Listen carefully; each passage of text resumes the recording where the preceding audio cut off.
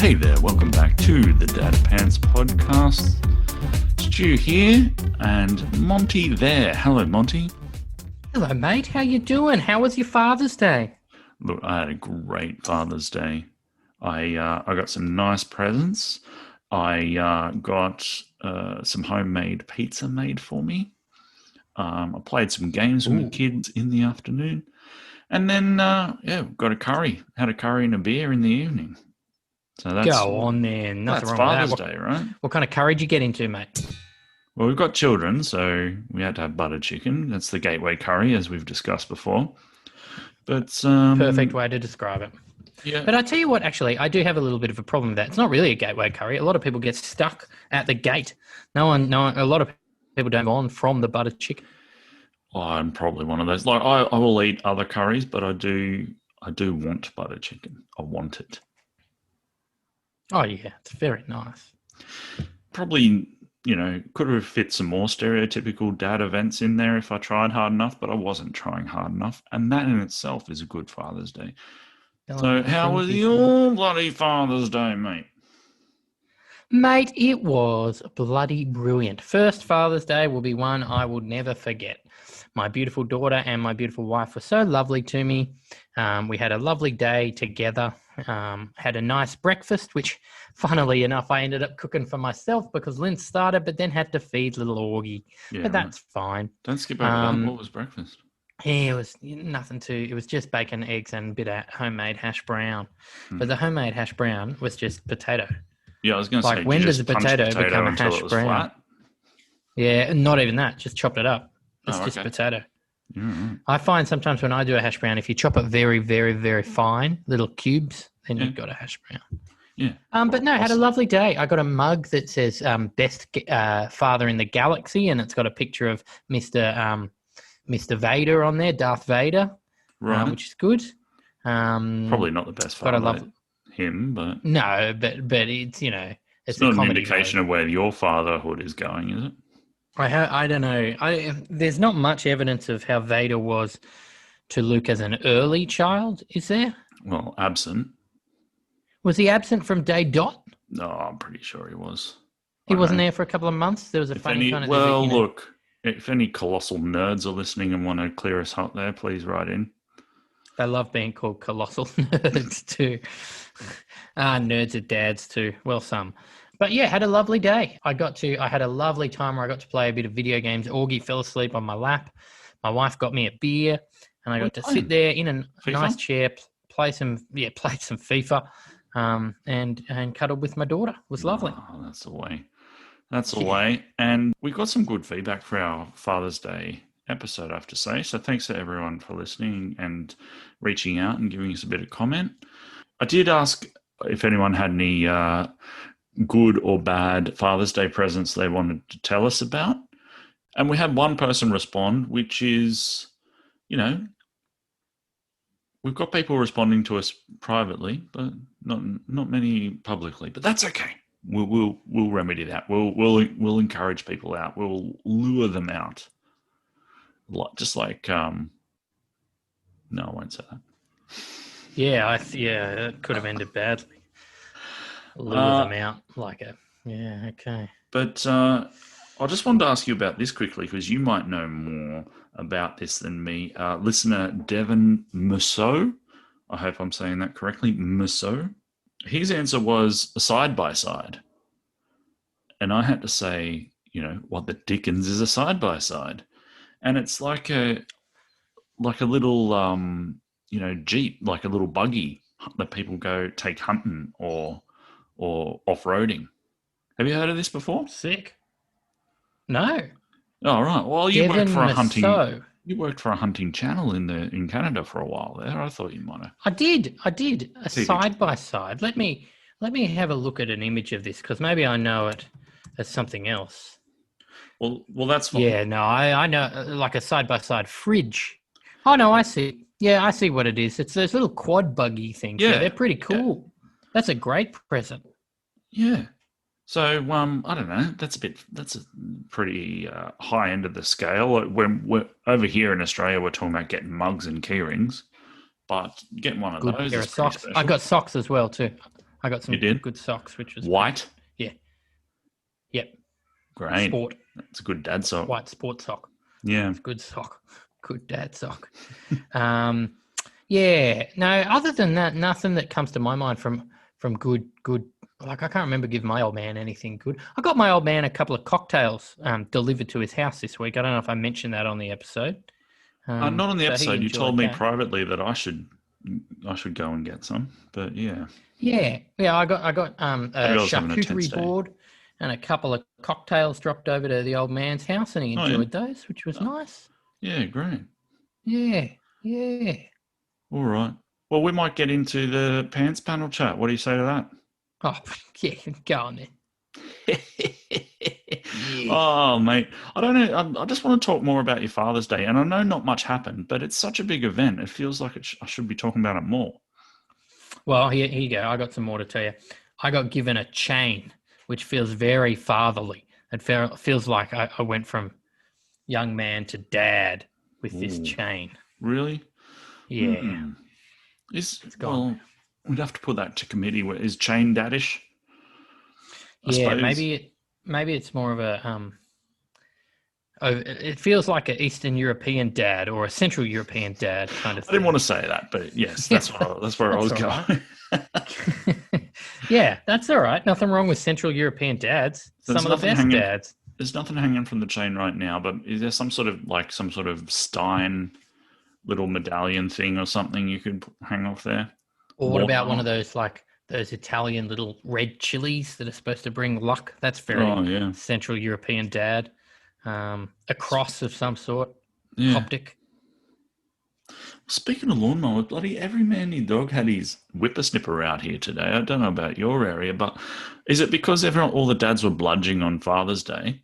We're recording this the day after Father's Day, so they've all done their Sunday mowing on Monday. I'm trying to bloody work in here. Oh, the whole week's out of whack. Yeah. You know what it is too? The sun this weekend had a bit of a feel of spring, didn't it?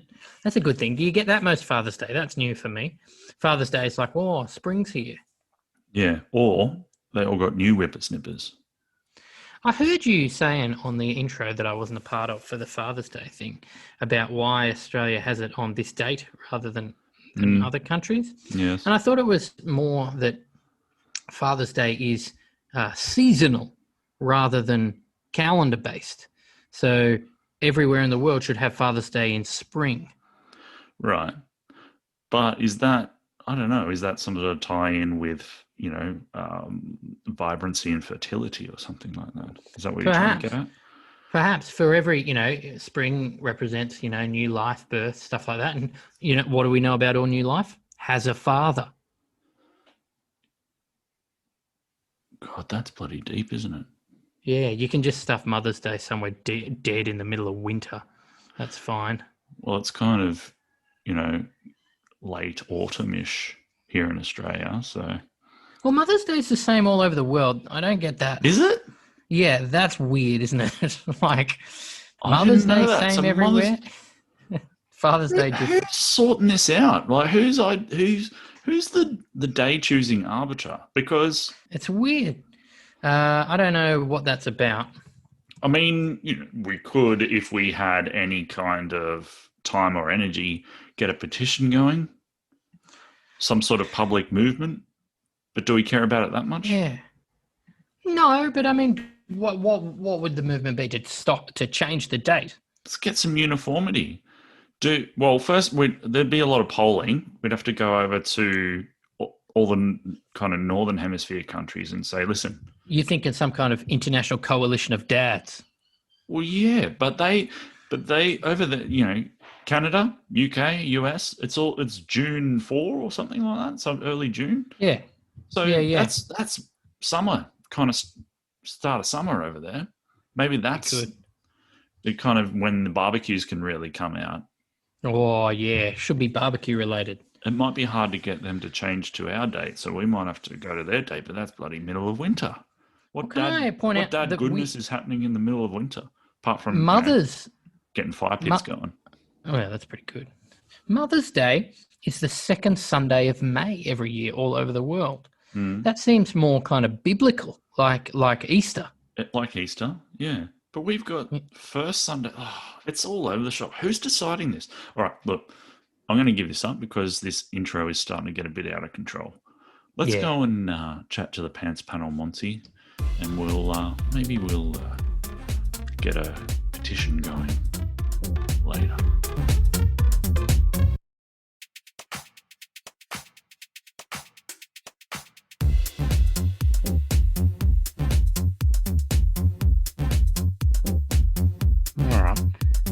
It's a lot cheaper than you'd think to move a house. In America, at least. It says here, like the article is average cost of moving will scare you.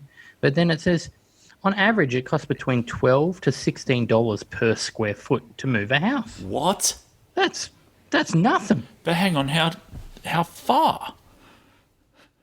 But why is it by square of house, not by distance of movage? Well, I suppose the problem is getting it up. The Once it's up, it's up, you're good. It's just petrol costs once you got it up. I suppose. I don't know, but yeah, it says it's relatively easy. But how much would it cost to fill a tank of a truck that can carry a house? That's a good point. That'd be quite large. There's another question here that says, can you move a skyscraper? And it says no. It says no, skyscrapers are simply too big to move. All right. That's fair. Thank you, Google. Yeah. Yes.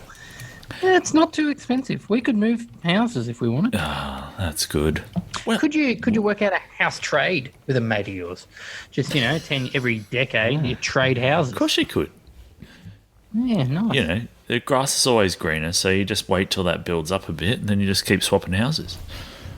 Fuck yeah.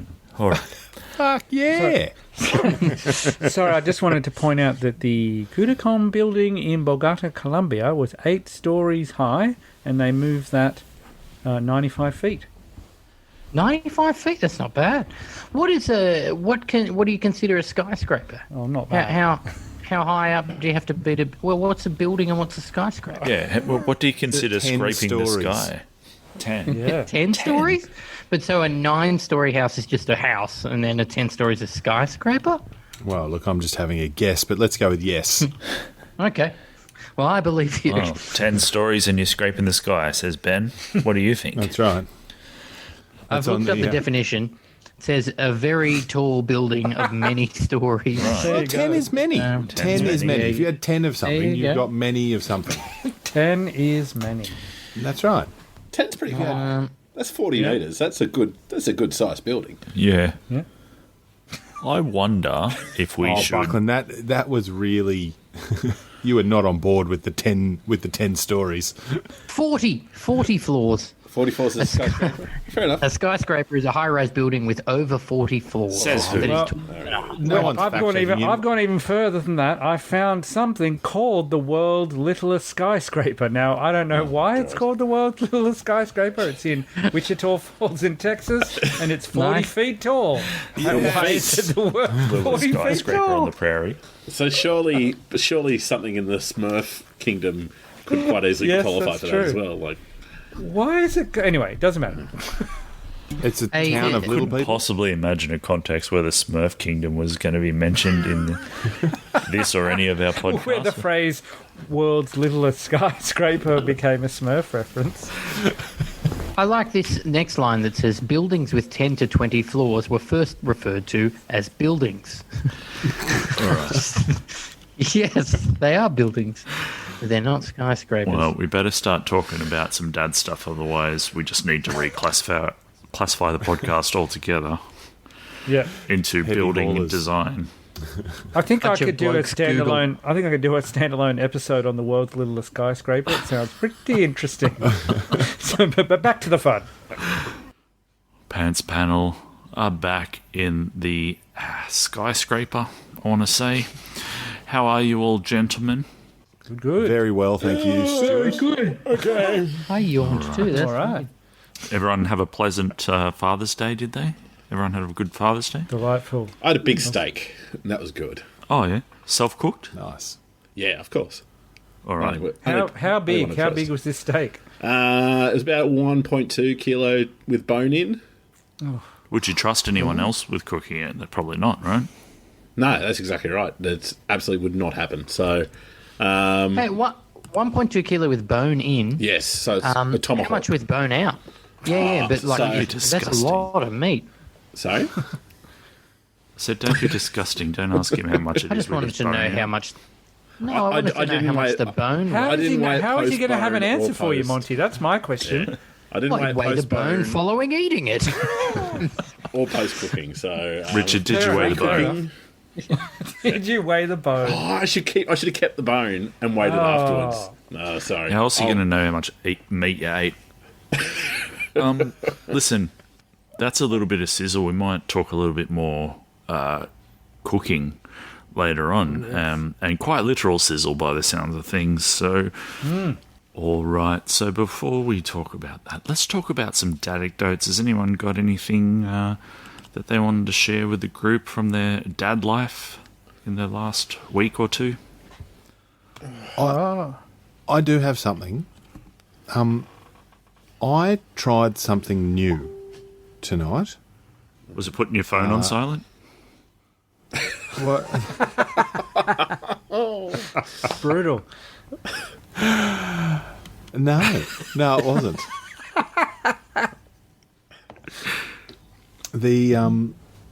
Sorry, just bear with me for one moment while I put my phone. No, on I'm silent. joking. I don't care if it's on. There. I tried some new facial cream. Like, I've actually tried to take care of my skin. Okay, is this for the first time ever? This is actually for the first time ever. Nice. And I got to a point where I thought, I'm 42 years old and spend a lot of time in the sun and still get a lot, like the occasional, ginormous pimple going on. Really? And I thought, you know what, I'm not doing anything for my face. So, But what's your face doing for you as well is the question. well, that's right. Ask not what your face can do for you. But what you can do for your face, exactly. And so I did what any self-respecting father would do. I got a free sample from Instagram. Now, What? I'm actually pretty isn't happy an ad, with the is it? results. This sounds like No, I'm not. I'm feeling like I'm being influenced here. Now, No, not at Are all. you influencing us? I was going to say, I'm happy for beer influencing.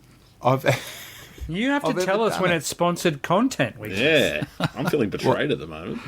Free sample. I'm going to make a jingle for it, and we can do it. Put it in post. But it was something that I did for myself. It's something that I've always sort of thought, you know what, I'm going to try this, and I feel better for it. Okay, and so have you used it a few times or just the once? Well, just that tonight was the first Oh, time okay. that I used it. So it came in the mail, and this was something that I sort of been working on over. And you sort of look at these ads and you go, "Nah, it's all bullshit." And then one night, maybe I had a beer or two over what I should have had, and then just went, "You know what? I'm going to get some of this stuff." Okay. And it arrived, and away we went.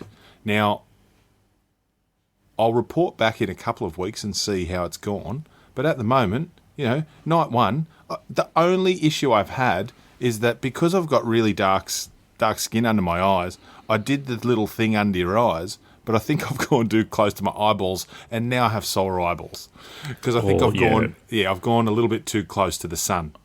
Oh, Yeah. I've done that before.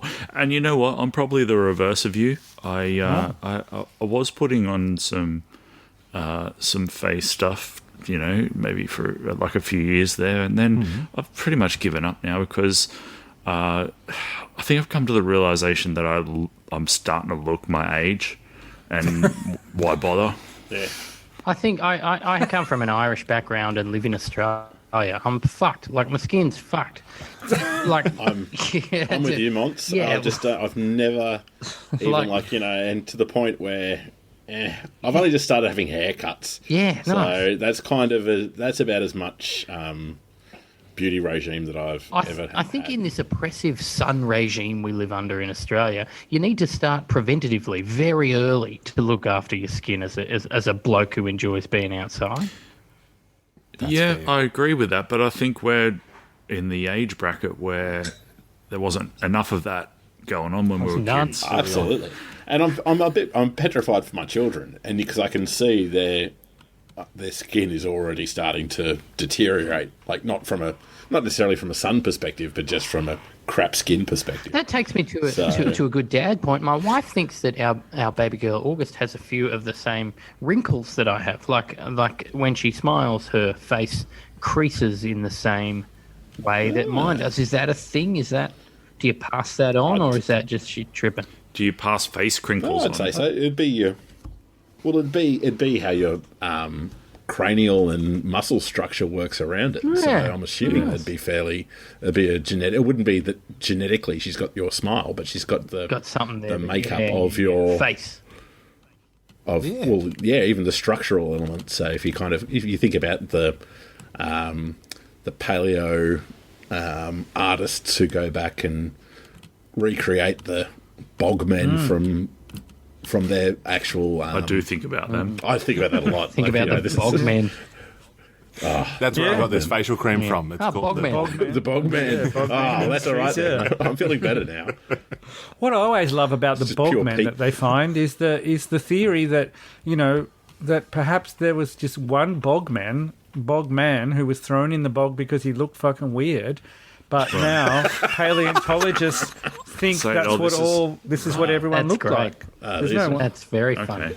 But ironically, being in a bog all that time, great for his skin. Very good for his skin. Preserved him beautifully.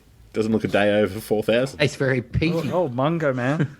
Yeah, right, the skin. Well, I didn't know there'd be so much skincare chat. Yeah, that's right. We look forward to hearing the progress of how your face looks on an audio podcast. I've got photos. Oh, it's photos. Oh, are you going to share them? Share them to the Facebook page? I'll put them on the Dad Pants Instagram page. Yeah, nice. Well, it sounds like you're going to have to join our Dad Pants Facebook group if you want to see Wiggins' facial progress. Can we just remind everyone, just in case, because for anyone new listeners, Wiggins is the king of the non sequitur, and I think he's truly living up to his reputation here. He's also famous for never posting anything he's going to post, so we'll see how he goes. I'll put this up on the socials. Promising to post stuff and it never happened, but that's fine. That's okay. You never know. He's obviously changing habits. He's putting face cream on, for fuck's sake. That's right. I have a dadecdote just very quickly. This is from my 12-year-old daughter. I have two. The first one, she sent me a TikTok video and then immediately said, "Oh my God, sorry, I sent that to the wrong person."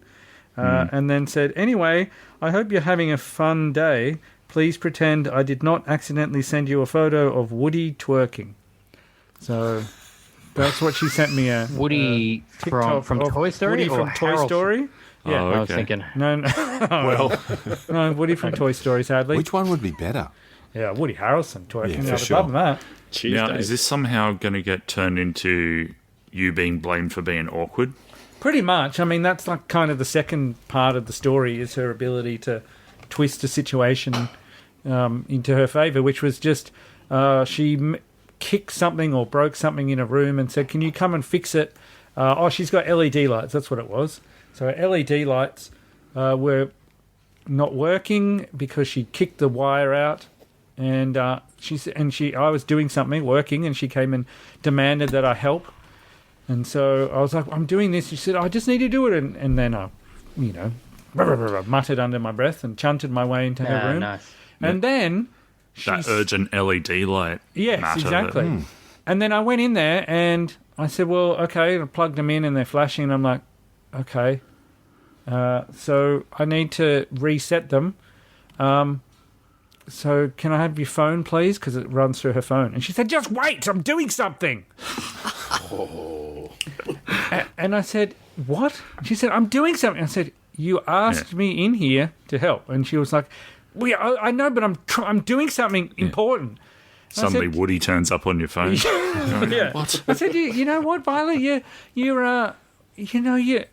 When you're asking someone for help, then that should be your number one priority. And she just stopped, looked at me, and she said, "God, you're just a teacher sometimes." I was like, "All right, goodbye." I bet that's in the back pocket for. I bet that's in the back pocket for when she hasn't got anything else. Yeah.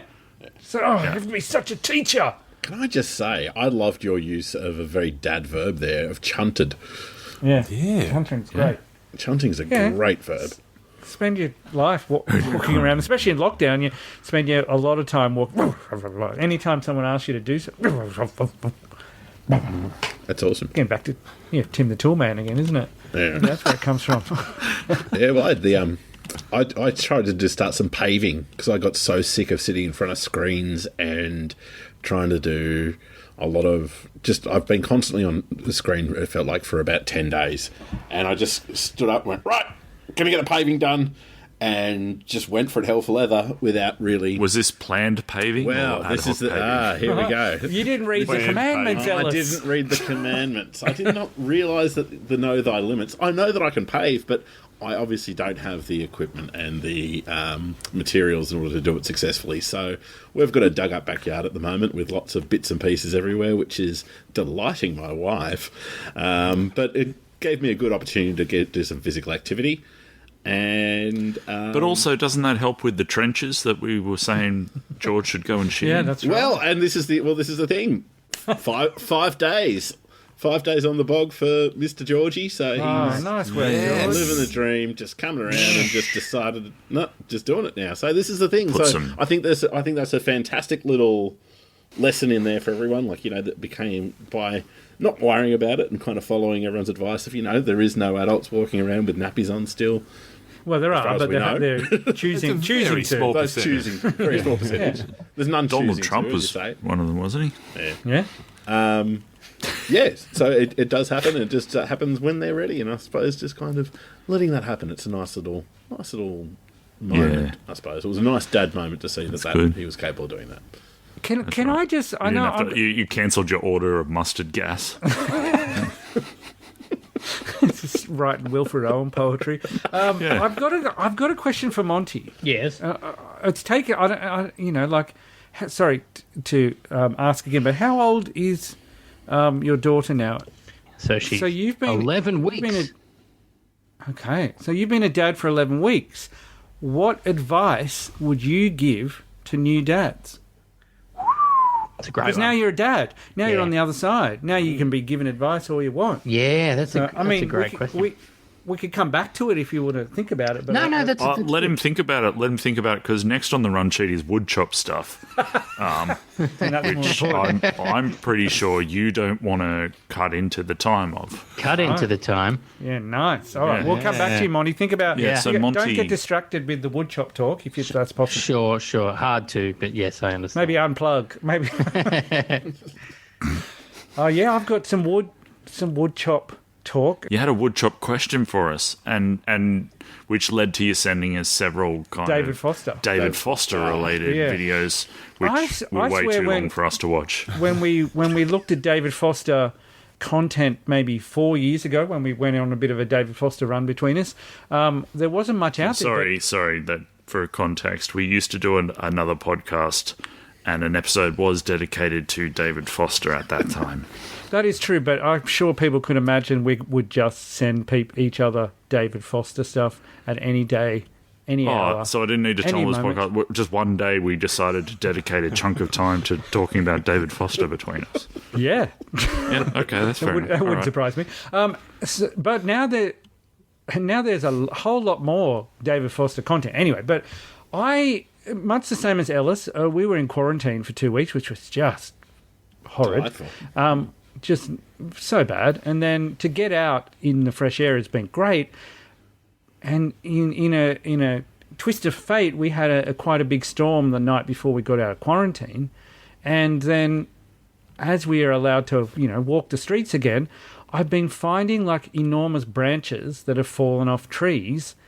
And there was one 20 meters from our house. So I took my my little tomahawk out and hacked away some of the smaller branches, and then carried the big fuck off one. Did you back time into yourself? No, but I should have. Yes. And then I got the big axe out and I chopped the into firewood, chopped the huge branch into firewood.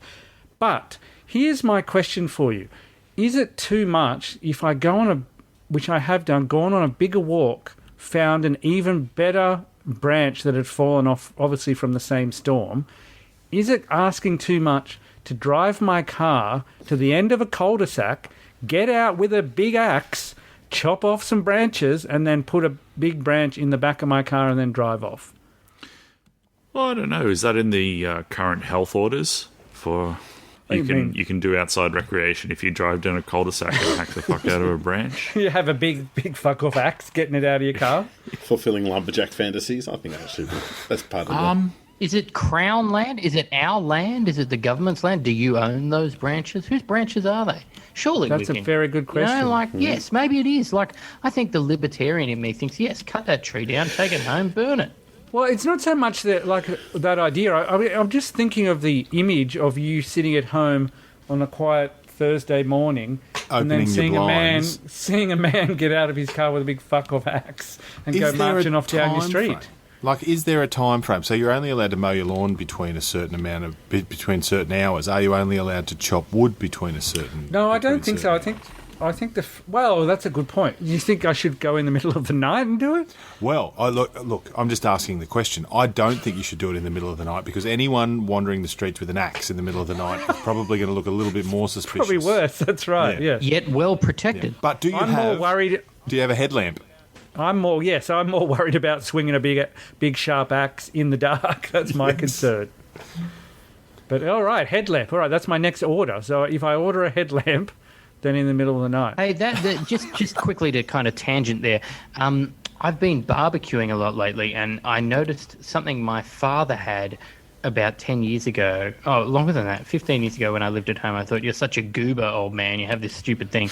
But then I was like, fuck, I want one of those. It's a cap, just a regular cap, but on the underside of the cap is a flashlight that's connected to the hat, and it's fucking perfect for barbecuing. Yeah. It's like the perfect dad barbecue hat. Anyway, back to the wood chopping, but it's just a great, light in front of your face dad kind of hat. You don't have outside lighting, Mont? Not in. I choose to put my barbecue in the darkest area of the backyard. But also, that's the thing, right? It depends on where your lighting is, because when you're standing at the barbecue, there's every chance you could be throwing shadow over the barbecue. Throwing shade over the meat. Of that. Yep. A lot of that. Great point. Not meat shade. You don't want meat shade. Higgins. No meat shade. Meat shade. That's the worst. And look, Father's Day's just gone. There's a golden opportunity missed for asking for it. Oh, that'd be... See, I'd like that for a present. That's the kind of crap that you want, isn't it? I feel like we might have... Like, my mother and I might have given that to him as a Father's Day present many moon ago. I don't know. Wow. Yeah.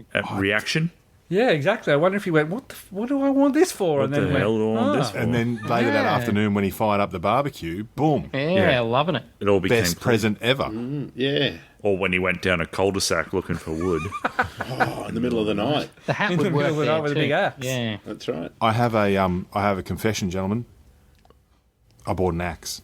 Ooh. Hey. I think you told us you were going to buy an axe. Yeah. Yep. Or did you tell us already that you bought an axe? Well, I thought about buying an axe, but I didn't. Yeah, right. Then I did. Yeah. There's nothing like buying an axe and just walking around a shop with a big axe. Yep. It's an odd feeling. Yep.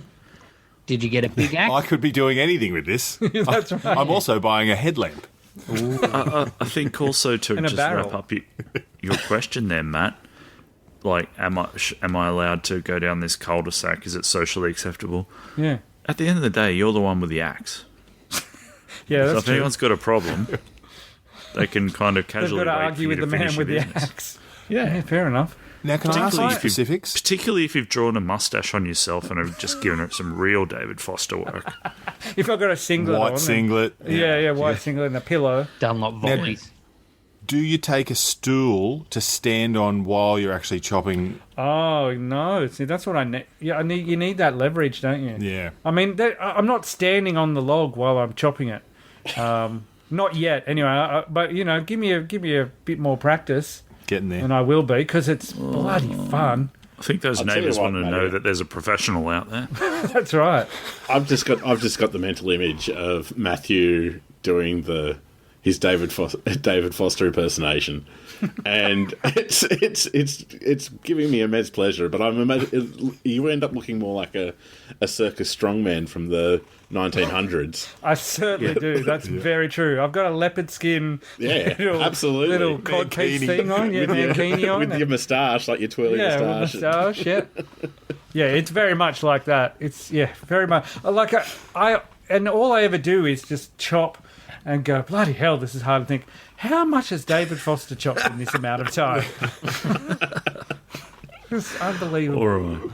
Well, quickly, while we've still got some time left, I've got one last thing on my rundown here, which is an Ellis Can Tell Us. Ellis Can Tell Us. It's a segment we've used in other projects previously. Ellis Can Tell Us, where we get just Rich to explain something that he has a lot of knowledge on to the rest of us. But before we get to that, is there any kind of dad-related stuff you want to tell us from being in quite a strict quarantine for 2 weeks, Matt?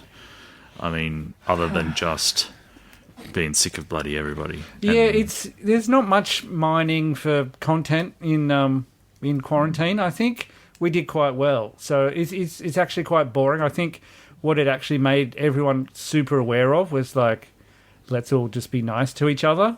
I think it becomes really like you can sense it that you're like, well, we can't leave, and so like I said, there's no funny stories. There's no real real dadness. I sit in my own shit if I make some trouble here. So. Yeah, that's right. So and a lot of it was just how many days left? This many days.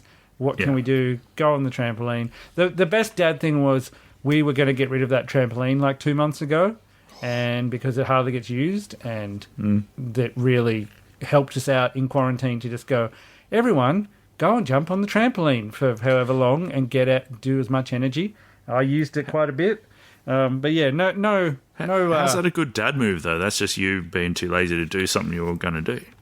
Perfect. Isn't it? Yep. Perfect dad move. Did you make the trampoline into a cubby house at any stage? You know what? We didn't make it into a cubby house, but one of the nicest things we did was take some blankets, pillows out there on a nice night, and lay down. The girls laid out under the stars for a bit, talked about stars. But like I said, very, very little, very like Zen-like after a while of just keep your mood in check. And then by the end of it, like I went for a run and ran like a crazy person for, not for long because I was very unfit after 2 weeks, but just to get out was delightful. To get away from them after a while was very nice. But like I said, not much in the way of dadness. I've been very impressed with my kids. I think that in the lockdown thing, like I don't know how you guys are doing, but I'm pretty blown away by how little these poor little buggers are really kind of the ones who are copping the most, Yeah. And they're going to continue to cop the most, and I'm just very impressed. So a big shout out to all the kids out there. I reckon you're doing an amazing job, and all those parents helping them out at home and everything. I think that there's a huge... It's a horrible bloody thing, and I think you're just doing phenomenally well. So congratulations. Yeah, I 100% agree with that. My kids have just been kind of great about the whole thing, and you do sit there and wonder what kind of lasting psychological effect this will have. But there's, it seems that if there is going to be one, it's not kind of evident right now. Yeah, and that obviously there will be impacts, but it's a shared impact, and that's one grace, I think, to it all. Yeah. Is that a shared impact is literally shared, and so is understood, and it's a shared experience. It's not like, if it was just your family that had to go through it, then that would be, like I said, quarantine was like being in lockdown now is free. We're free to go for a walk and stuff like that. Yeah. It's an interesting change in mindset. Yeah. All right. Well, let's have a little Ellis Can Tell Us. I don't know how much can be expanded here, but in our little Dad Pants group chat, Matt asked Rich, who is quite a good cook and has worked as a chef before. The question, can you explain why the Weber does a better crackle job on a roast pork crackling than the oven? And you gave us quite a lengthy and very detailed and interesting explanation there, Rich. Yeah. Do you want to give us a bit of an idea of that now, or...? I can give you a quick overview. So basically the big thing with, I suppose, barbecue cooking is that you're eliminating most of the moisture. There's basically, you're cooking the moisture straight off it because it's done at such a high, consistent temperature. And that's what you want for good crackling. So that's essentially why the barbecue does such a great job of the crackling. Do you want me to talk about how you can get your oven crackling up to par, though? Because I prefer doing it in the oven because I find that you get a more consistent and succulent cut of meat, as well as if you do it right, you can get. You're the expert, bro. You tell us what we need to do. Well, you don't need the barbecue hat. No, you don't need the barbecue hat. But it's regular lights. Oh, I'm having a lot of trouble with my oven at the moment, though, so I might have to have a chat with Wiggins about this one. That was going to be my question, Ellis. Is because you've got to have a good oven to be able to crank it up to the heat that you need it to be at. And if you don't have a good oven, that's got to make a huge difference. Absolutely. And I think the oven is all important, and clean oven is another thing. So you want to make sure that your oven's clean, because if it doesn't, you just smoke out the whole house. There's a few little extra tidbits that you need to kind of follow along, but the big thing is keeping it as dry as possible. So taking it out of the fridge I do it at least an hour before I'm planning on cooking it. So you really want to bring the core temperature of the meat up to room temperature so that it's not going to sweat in the oven or anywhere else. So bring the meat up to temp, and then make sure that you pat that skin dry after you've poured scalding water over the top of it. So now, tell me more about the scalding water, Ellis. So the scalding water is just removing any of the impurities from the skin. Once again, any bits and pieces that are on the skin or in around the meat are going to trap moisture. You want to try and eliminate as much opportunity for any moisture to live on this skin as possible. So scalding it is cleaning it, and it's also the steam helps to dry it really well as well. So you're going to get all those little crevices and stuff. You're going to get little pools of it, which is where your patting with a good bit of paper towel comes in.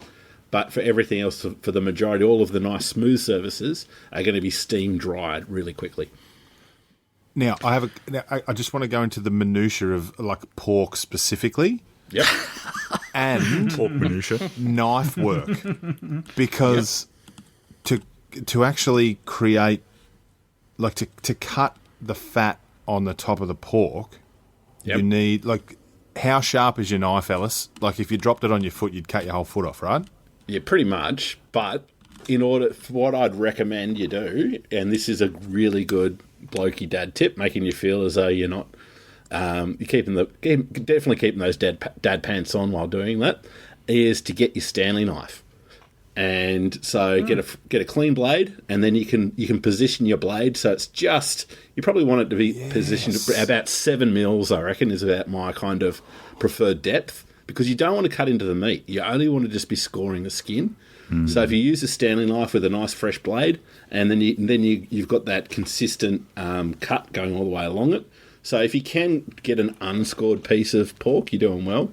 But most of them come scored already. That's all right. You can just you can top it up a bit.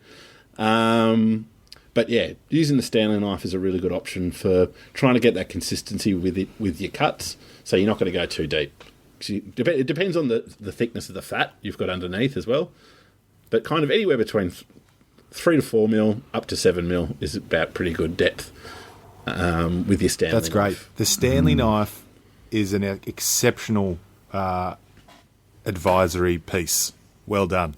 Yeah, no, it's a good tool. Do you have a specific kitchen Stanley knife? No, I change it. I put a fresh blade on when I'm doing it. Okay, kitchen blade. Yeah. Yes. Yeah. I just make sure that I'm not putting all of the paint scraps and everything else in there as well. Yes. Well, they hold moisture. Add impurities. That's right. Yeah. That's exactly right. And lead. Yeah. Yeah. So after that, of course, make salt is your friend. plenty of nice salt on there. I've experimented lots with different kind of rubs and, fennel seed and pepper and stuff, but at the end of the day, a good layer of salt is going to see you through really, really well. It can't be beat, can it? No. And then, start it with a really nice hot oven, like pretty much as hot as you can get it, 230, 240, and whack it in for a good 20 minutes. And it's not going to look like crackling at this point, so you can't freak out. So once you take that out, so drop the temp back down again. You can chuck your veggies and everything in at that time as well. Drop it down to about 180. So for your cook time, so I aim for around about, depending on how solid the piece of meat is and whether it's got a bone and stuff, usually about 15 to 20 minutes per 500 grams. And then at the end, back in nice and hot. But what you can do, you don't actually have to put it in the oven. You can actually put it on the grill setting on the oven, but then drop it down below. Yeah, it's dangerous, but it's very good. I've done it. I do that with my pork belly. So when I'm doing a pork belly, I do it a bit different. I actually leave it coated in salt overnight. So I put about a centimetre of rock salt over the top of the pork belly and leave that to sit overnight. Jesus. And then you actually... Wow. When are we getting out of lockdown and going to Ellis's house? Well, that's what I was going to say. This is our first ever Dad Pants live shows in Mildura for some reason. Yeah. And you cover the pork belly with salt overnight and make an appointment with the cardiologist for the morning. Well, pretty much, yeah. So you actually cook it with the salt on, and then you scrape it off, and then so that's a slow cook for about 3.5 hours, and then you scrape the salt off, and then you put it back under that grill setting. And that's how you put the meat well below the grill and just let that radiate heat come down, and you just get this beautiful, puffy, crispy crackling sitting on top. Oh, God. So, I think on that note, Buckland's noise. I think on that note, we're going to have to say goodbye. You need to have a lie down. Shuffle off and think about that for a bit. But, Rich... I know you love being a teacher, but do you miss being a chef at all? Like, you speak with passion. Absolutely. And I think that for me, being the chef was all about the camaraderie. That was the big thing. It was about being in with that kind of team mindset is incredibly awesome when you've got a good team around you. And I think that's the big thing I miss. But I miss the food. It's a great way to spend your day. If only it was 9 to 5. Yeah, there's ways and means around it. I was always quite happy to be somewhere where I was happy, but the hours were the killer. Oof. And the salt. All right, guys, thank you very much. Dad on, fellas. Appreciate your time once again. Dad on. And I'm going out to chop some wood in the night. Nice. Yeah, do that. If you've got any questions that Ellis can tell us, we'll get them going as well. Cool. Farewell, everybody. Good night. Take care. Bye now. Nice one. Yeah, jeez. Okay, now. Oh, I want some pork belly now. Yeah. Ellis, I need a new oven as well. Are we getting too obscure with David Foster? People know who David Foster is, surely.